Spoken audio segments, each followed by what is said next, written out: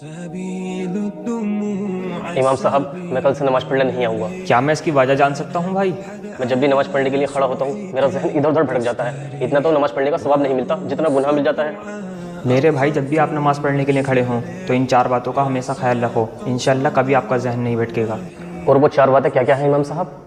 मेरे भाई, जब भी आप अल्लाहु अकबर कहकर क़याम के लिए खड़े हों तो अपनी निगाहें सीधा सजदे की ज़मीन पर रखो, क्योंकि मरने के बाद हमें इसी मिट्टी में दफन होना है। जब भी आप रुकू में जाओ तो अपनी निगाहें पैरों के नखूनों पर रखो, क्योंकि मरने के बाद हमारी यहीं से जान निकलनी शुरू होगी। और जब भी आप सजदे में जाओ तो अपनी निगाहें सीधा नाक पर रखो, क्योंकि कब्र में सबसे पहले हमारी नाक ही ख़त्म होगी। और जब भी आप क़ादा यानी अत्तहियात के लिए बैठते हो तो अपनी निगाहें अपनी झोली पर रखो, क्योंकि मरने के बाद सब कुछ दुनिया में छोड़कर आपको खाली हाथ ही जाना है।